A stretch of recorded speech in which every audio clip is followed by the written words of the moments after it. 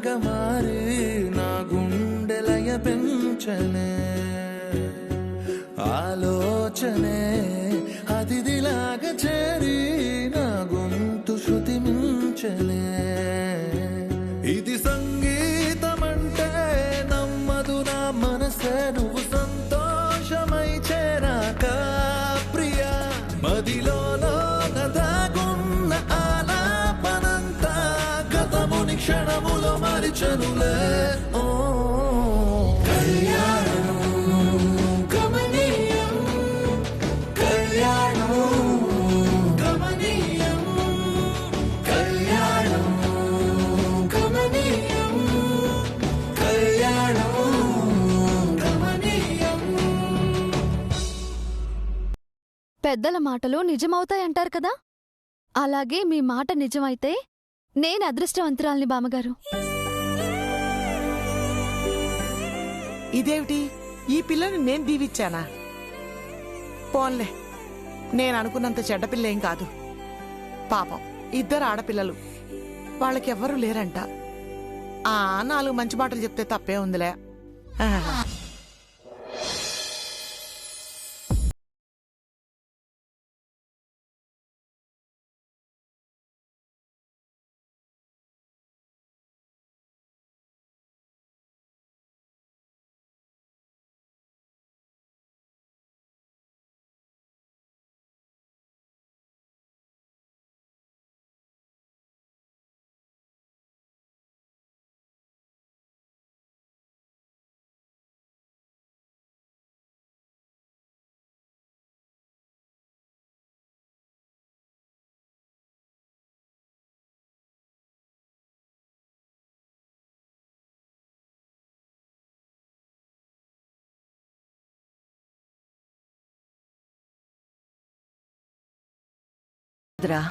అయినా ఇప్పుడు అన్ని కష్టాలిచ్చింది ఎవరికిరా?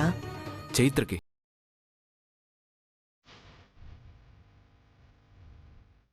పాపం తనకి తన చెల్లెలు తప్పించి ఎవరూ లేరంట. వాళ్ళిద్దరికీ ఎవరూ లేరని చెప్పి బామ్మ దగ్గర ఫీల్ అవుతున్నారు. ఆమెను ఎప్పుడెప్పుడు పంపించేయాలని చూసే బామ్మ కూడా చైత్ర గారి ఫ్లాష్ బ్యాక్ తెలిసి చెలించిపోయింది. చైత్ర గారికి ధైర్యం చెప్పింది. పోనీలేరా, ఇప్పటికైనా చైత్ర గురించి అత్తయ్య గారు అర్థం చేసుకున్నారు. కానీ చైత్ర గారి గురించి ఆలోచిస్తుంటే మనసు అదోలా ఉందమ్మా. ఇద్దరు అమ్మాయిలు ఎవరూ లేకుండా ఎలా ఉంటున్నారో ఏంటో. పాపం తనకి అన్ని బాధలున్నాయి కాబట్టే బామ్మ విరాజులు ఎన్ని మాటలంటున్నా భరిస్తూ మనింట్లోనే పనిచేస్తున్నారు. ఈ రోజుల్లో చిన్న కష్టం వస్తేనే ఆ కష్టాలను చెప్పుకొని 4 కన్నీళ్లు రాలుస్తూ ఆ సానుభూతి మీద బతికేస్తున్న వాళ్ల మధ్యలో చైత్రగారు ఎప్పుడు తన కష్టాలు చెప్పుకోకుండా తనలోనే కన్నీళ్లు దాచుకొని ధైర్యంగా ముందడిగేసి మనతో నవ్వుతూ మాట్లాడుతున్న చైత్రగారు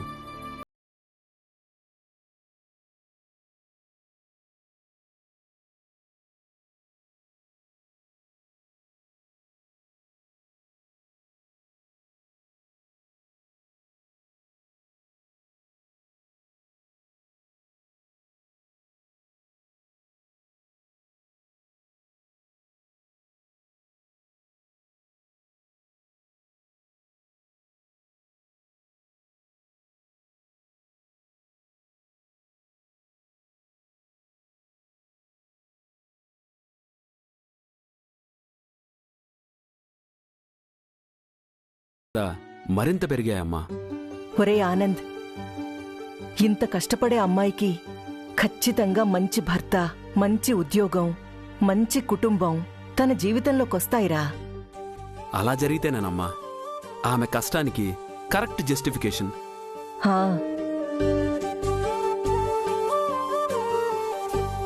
చైత్రతో పెళ్లి విషయం గురించి మాట్లాడాలి. నా ఇంటి కోడల్ని చేసుకోవాలి.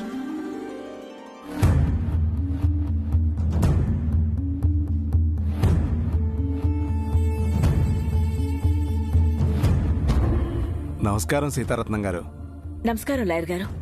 కూర్చోండి. మీరు మీ పిల్లల కోసం వైజాగ్ వెళ్లారని తెలిసింది. మీ పిల్లల్ని తీసుకొచ్చారా?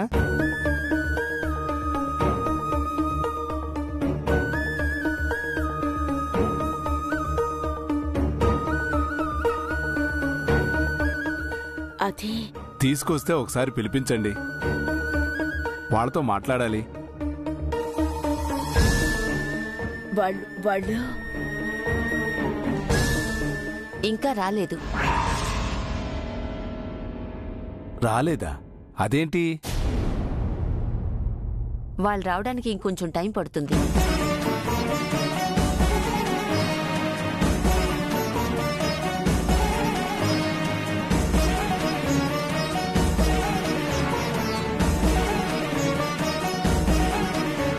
ఇంకానా? అవును లాయర్ గారు. కొంచెం వాళ్ళు త్వరగా వస్తే మనకే అడ్వాంటేజ్. ప్రయత్నిస్తాం. అమ్మా, మామూలుగా అయితే సివిల్ కేసులో నేను ఎక్కువ ఫీజు తీసుకుంటాను. కానీ మీరు చేస్తున్న ఈ సేవకి, మంచి పనులకి ఎలాంటి ఫీజు తీసుకోకూడదని నిర్ణయించుకున్నాను.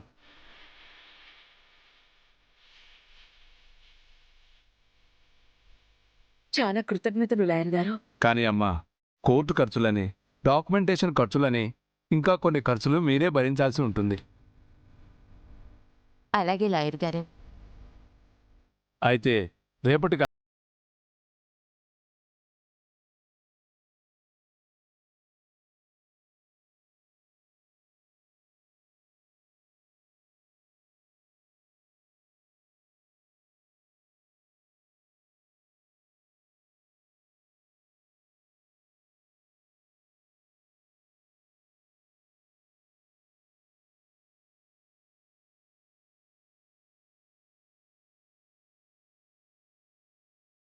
వాళ్ళని మేనేజ్ చేయాలి. అంటే లంచం ఇవ్వాలా? లంచం కాదు, కానీ ఇంచుమించు అలాంటిదే. అంటే ఈ ల్యాండ్ వాల్యూ కోట్లలో ఉంది. మన ఆపోజిట్ వాళ్ళంత కాకపోయినా మనం ఎంతో కొంత ఖర్చు పెడితేనే అందరూ మన వైపు ఉంటారమ్మా. మన వైపు న్యాయం ఉన్నా ఎందుకు లాయర్ గారు వాళ్ళందరికీ డబ్బులు ఇవ్వాలి? న్యాయంతో పాటు అందరి సపోర్టు ఉండాలి. ఈ విషయంలో మనం వెనకడుగు వేస్తే అవతల వాళ్ళకి మనం అవకాశం ఇచ్చినట్టు అవుతుంది. కొంచెం ఆలోచించుకోండమ్మా.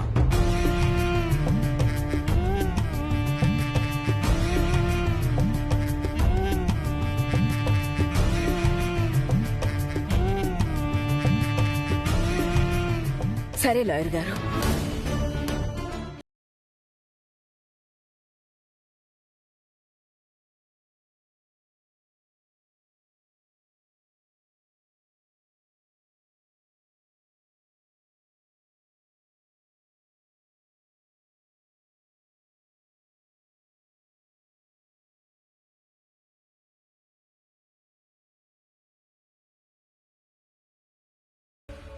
లాయర్ గారితో నా పిల్లలు వస్తారని అబద్ధమాడా? నిజం చెప్పి అవకాశాన్ని కోల్పోయే కంటే అబద్ధం చెప్పి చిన్న నమ్మకంతో నీ కూతుళ్ల కోసం ఎదురు చూడడం మంచిదని అనిపించింది. పిన్ని, నీ నమ్మకం అపనమ్మకమైతే అప్పుడు లాయర్ గారితో ఏం చెప్తావు? ఆ రోజున ఆలోచిస్తాను. అప్పటి వరకు అవకాశం ఉంది కదా, ఎదురు చూస్తాను.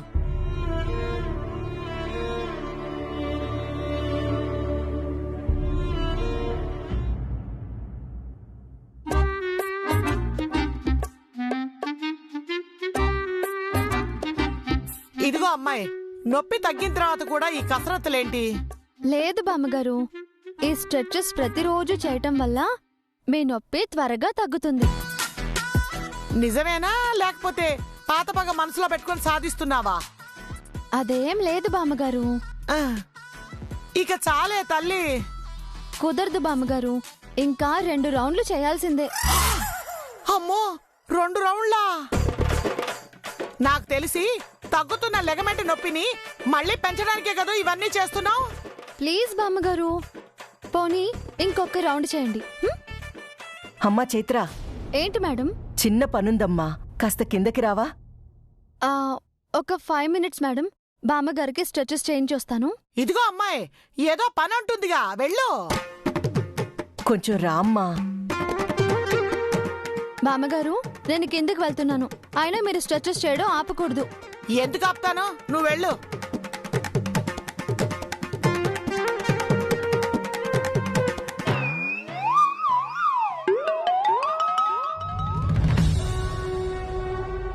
Good morning madam.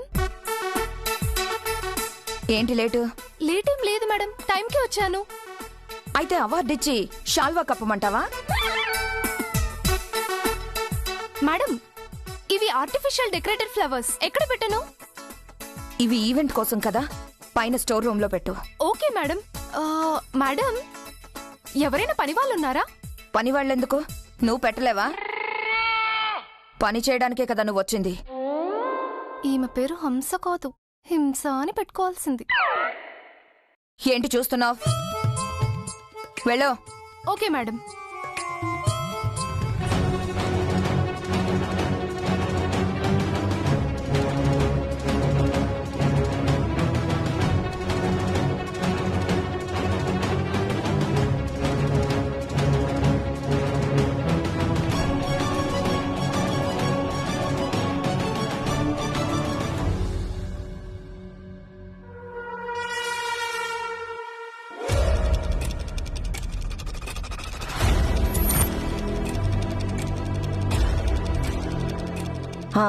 హంస, ఇప్పుడు చెప్పు, గుమ్మానికి ఏ తోరణాలు కట్టాలి?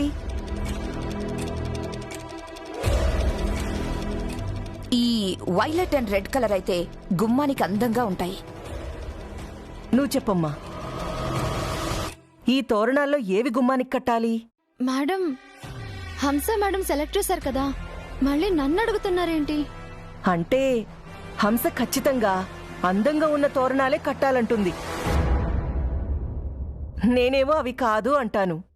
మా ఇద్దరి సెలక్షన్లో ఎవరు కరెక్టో నువ్వు చెప్తావని నిన్ను తీసుకొచ్చాను.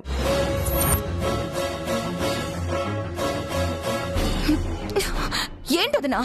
తనేమైనా ఇంటి పెద్ద, లేకపోతే అన్ని తెలిసిన ఆరిందా? అయ్యో హంస, నీకంటే నాకంటే పద్ధతులు తనకి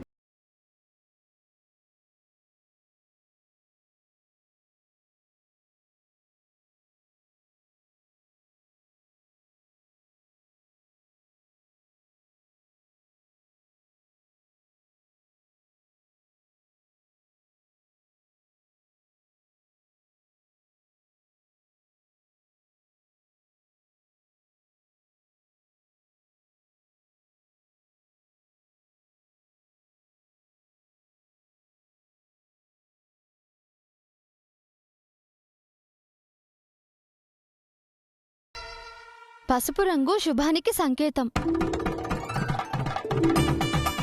అంతేకాకుండా సింహద్వారం అంటే ద్వారలక్ష్మి. లక్ష్మికి పసుపు పచ్చని బంతి పువ్వులంటే చాలా ఇష్టం.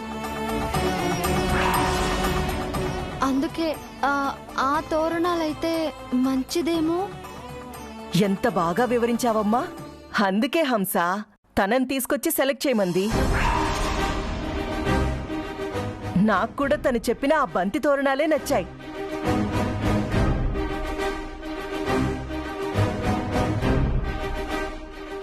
తోరణం ఎవరి చేత కట్టిస్తే బావుంటుంది?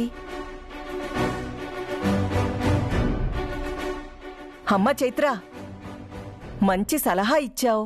నువ్వెళ్ళి నీ చేత్తోనే ఈ తోరణాలు నువ్వే కట్టమ్మా. Excuse me.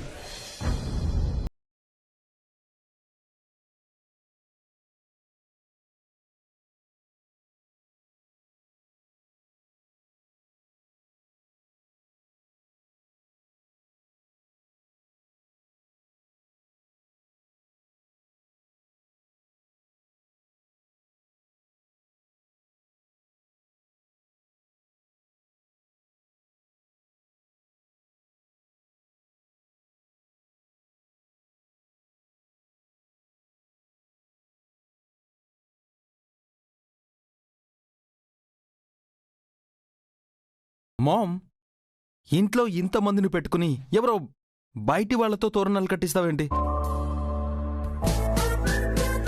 చైత్రొచ్చిన వేళా విశేషం. మీ బామ్మకి కాళ్ల సమస్య తీరింది. మన ఇంట్లో ఇంత పెద్ద ఫంక్షన్ జరుగుతుందిరా. అందుకే తన చేత్తో ఈ తోరణాలు కట్టిద్దాం అనుకున్నా. తను రాకపోయినా ఫంక్షన్ జరిగేది. తిను కాకపోతే అంతకంటే పెద్ద థెరపిస్ట్ ని పెట్టి ఇంకా ఫాస్ట్ గా అమ్మ లెగ్ ప్రాబ్లం తగ్గేలా చేసేదాన్ని. అందులో తినొచ్చిన వేళ విశేషం ఏముంది? కరెక్ట్ గా చెప్పావత్తయ్య. అయినా ఏంటి మామ్, ఎవరిని పడితే వాళ్ళని బ్లైండ్ గా నమ్మేసి వెళ్ళిపోకూడదు. అవునదినా, తలలో పేనుకు పెత్తనం ఇవ్వడం ఎంత ప్రమాదమో ఈ పని వాళ్ళని తల మీద పెట్టుకోవడం అంతే ప్రమాదం.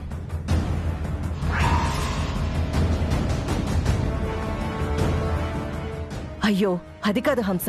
మామ్, తోరణాలు కట్టాలంటే నువ్వు పిలవాల్సింది ఈ పని వాళ్ళని కాదు, ఇంటి పెద్ద మనిషిని. మనకి పెద్ద మనిషి అంటే ఎవరు? నా బేబీ. బేబీ బేబీ వస్తున్నాను రా. వీడింత హడావిడిగా పిలిచాడంటే కిందేదో జరుగుతున్నట్టుంది.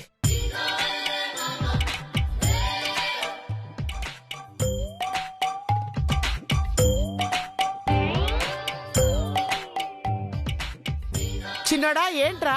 బేబ్స్, మన ఇంట్లో ఏ పనైనా మొదలు పెట్టాలన్నా దానికి ముందుండేది ఎవరు? నేనే. మరి వెనకే ఉండిపోయావే, ముందుకురా. ఈ ఇంట్లో లక్కీ హ్యాండ్ ఎవరిది? నాదే. మీరందరూ అంటుంటారు కదా కదా. అలాంటి నీ చేత కాకుండా ఎవరో బయటి వాళ్ళు, కొత్త వాళ్ళకి అప్పచెప్తుంది నీ కోడలు. కాదు. ఏంటే గోమతి, అలా చేయొచ్చా? నేనున్నాననుకున్నావా? చచ్చాననుకున్నావా? దానికి ఇంకా టైం ఉంది, ఆగు. అదేంటత్తయ్య గారు అలా ఎందుకంటారు? శుభం జరుగుతుంటే ఆ అపశకునం మాటలేంటి బామ్మగారు? పెద్దదాన్ని, ఇంట్లో లక్కీయెస్ట్ పర్సన్ ని కాదని ఎవరికో బాధ్యతలు అప్పగిస్తే ఎలా భరిస్తావు? నా ఉద్దేశం అది కాదత్తయ్య గారు. అయితే నువ్వన్న మాటని వెనక్కి తీసుకో. సరే, ఈ ఇంటి గుమ్మానికి మొదటి తోరణాలు కట్టాలని చైత్రకి చెప్పడం నాదే తప్పు. అత్తయ్య గారు, మీరే తోరణాలు కట్టండి. అంటే ఇప్పటి వరకు తోరణాల గురించా మీరు మాట్లాడుకుంది? అవునమ్మా. ఏరా, నన్ను లక్కీయెస్ట్ అంది గుమ్మానికి తోరణం నా చేత కట్టియాలనా? అవును బేబీ, నువ్వు కట్టడమే కరెక్ట్. పద, తోరణాలు కట్టు. వద్దు, ఆగాగు. నేను ఎత్తుకోలేను గాని నీకు స్టూల్ తీసుకొస్తా.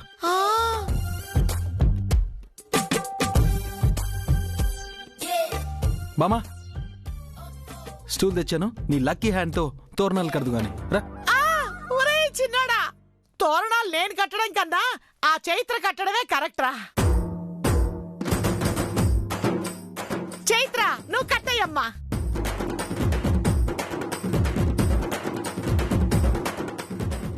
అమ్మా ఏంటిది? నువ్వు ఇంటికి పెద్దగా నేను చెప్తున్నాను, చైత్ర కట్టడమే కరెక్ట్.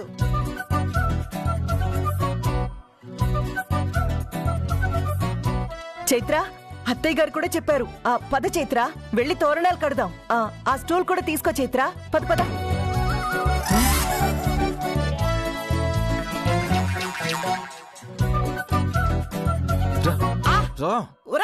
ఓల్డ్ లేడీ, నువ్వు మారిపోయావే. అవునరా, నేను మారిపోయాను. తలకి కలర్ వేయలేదు కదా, అందుకే మారినట్టు అనిపిస్తున్నాను. నీ అందం విషయంలో కాదు బేబమ్మా, ఆ పొట్టి దాని విషయంలో. ఏంటి?